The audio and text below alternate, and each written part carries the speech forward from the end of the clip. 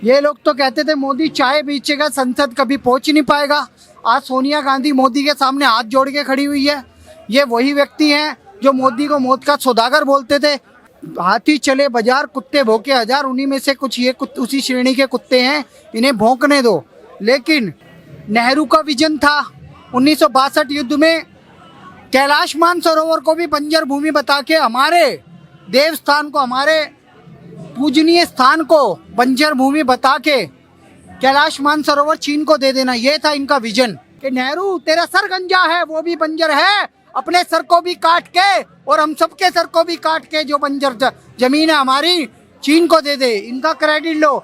लाने को तो आपने जीएसटी का था, जीएसटी भी लाने चाह रहे थे पर हिम्मत नहीं थी आपको। धारा 370 भी हटाना चाह रहे थे तो हिम्मत नहीं थी आपके पास में। और मोदी जी का एक ही विजन है जो देश के हित के लिए चीज बन रही है। ये जो भी कानून देश हित के लिए आ रहे हैं वो आने चाहिए, चाहे उसमें वोट मिले चाहे ना मिले। नमस्कार, बहुत बहुत स्वागत है आपका हमारे चैनल बाबा पत्रकार में, और मैं हूँ आपके साथ शुभम त्यागी।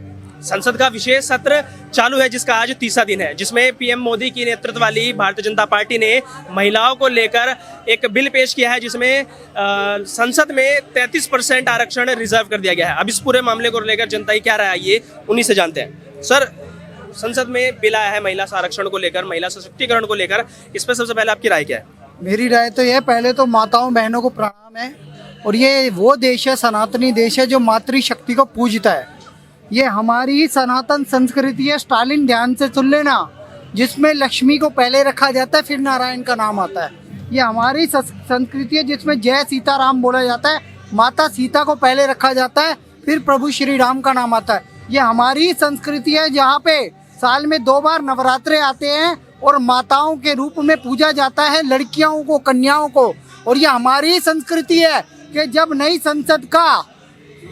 संसद में प्रवेश करना था सांसदों को, तो गणेश चतुर्थी का दिन रखा गया और पहले दिन उस संसद में महिला आरक्षण बिल पास किया गया। डंके की चोट पे आरक्षण दिया गया।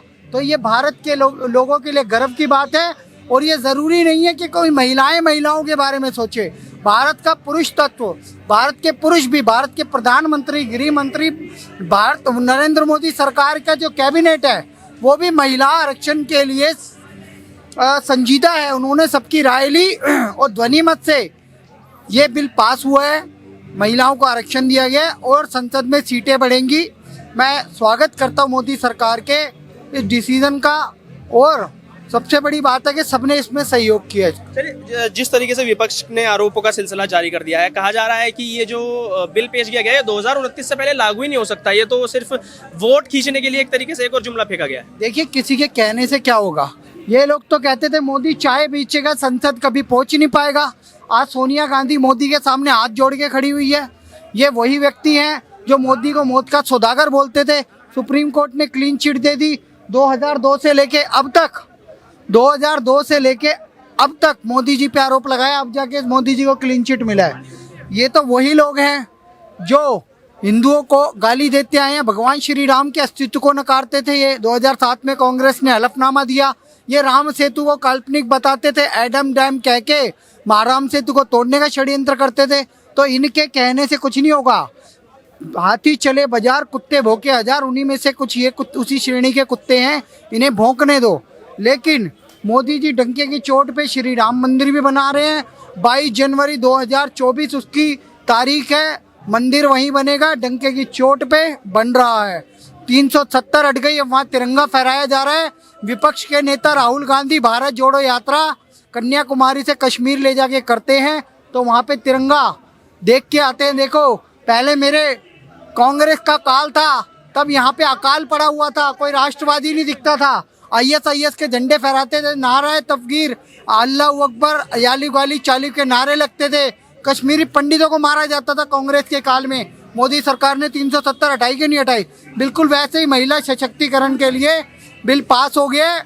और देखना, लोकसभा जो चुनाव है आगामी, इसमें अच्छे खासी रिजर्व सीटें रहेंगी महिलाओं के लिए और संसद में महिलाओं की ज़्यादा सहभागिता होगी। जिस तरीके से कांग्रेस पार्टी ने एक और आरोप लगाया है, विजन तो ये राजीव गांधी का था। जिस तरीके से राजीव गांधी, आज सोनिया गांधी ने बोला भी, विजन तो राजीव गांधी का था, मोदी सरकार तो क्रेडिट लेने आ गई है। सर ऐसा है, इनके पास विजन की स्थिति बताता हूँ।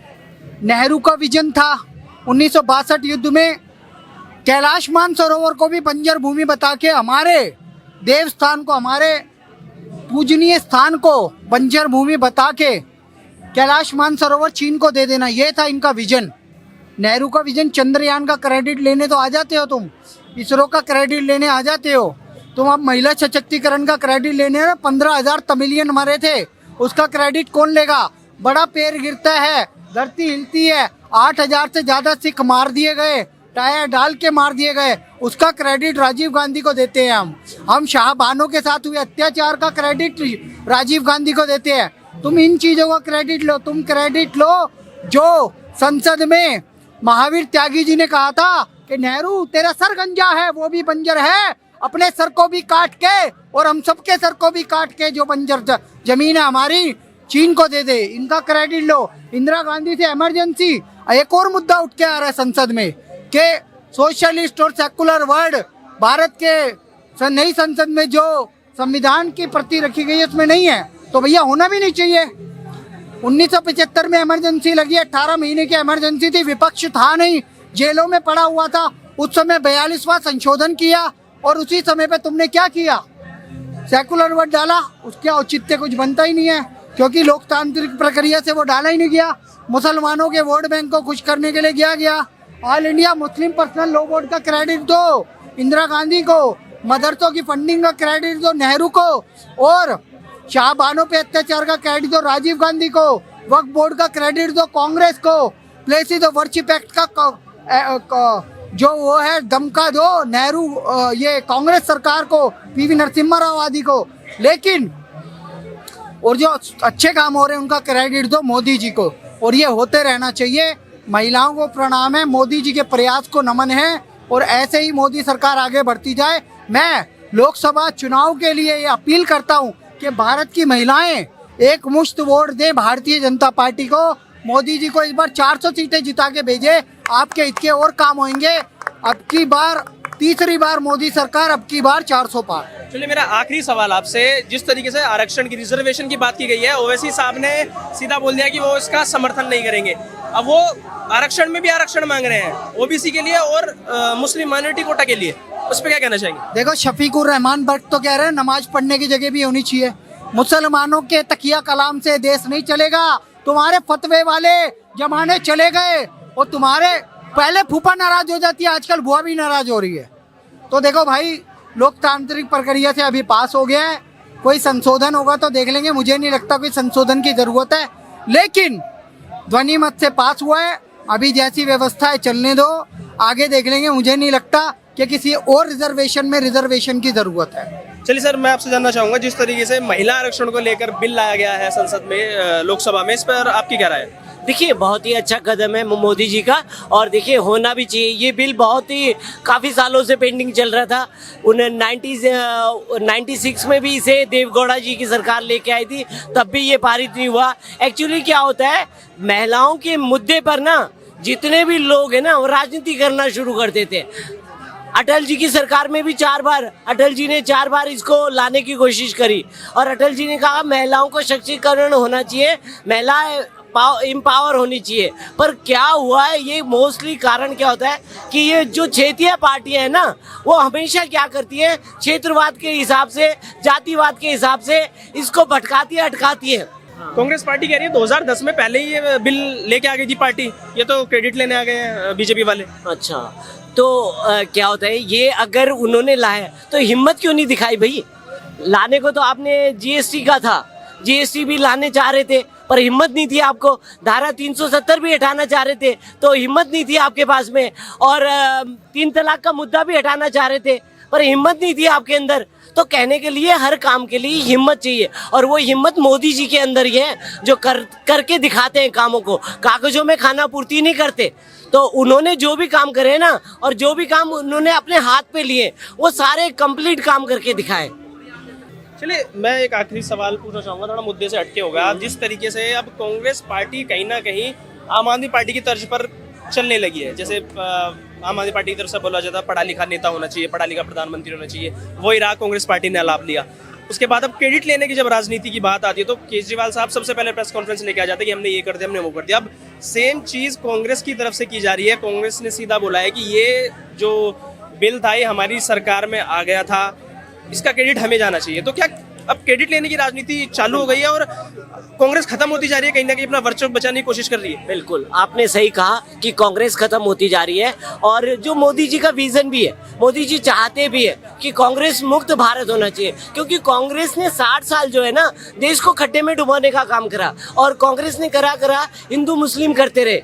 क्या करते, मस्जिदों में जाके टोपियां पहन लेते थे, ठीक है ना, मस्जिदों में जाके मदरसों में जाके चदरें चढ़ा देते थे और सनातन का हमेशा अटैक करा, सनातन पे, सनातन को हमेशा नीचा दिखाने की कोशिश करी।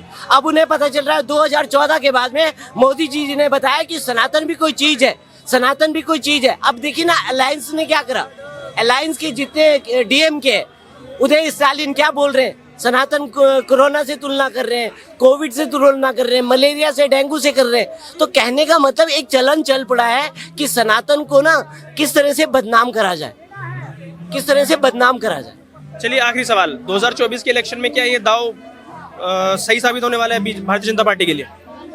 देखिए, दाव तो देखिए, भारतीय जनता पार्टी कभी भी कोई ऐसी काम नहीं करती, वो वोट बैंक की राजनीति करती नहीं है। मोदी जी का एक ही विजन है, जो देश के हित के लिए चीज बन रही है, या जो भी कानून देश हित के लिए आ रहे हैं वो आने चाहिए, चाहे उसमें वोट मिले चाहे ना मिले।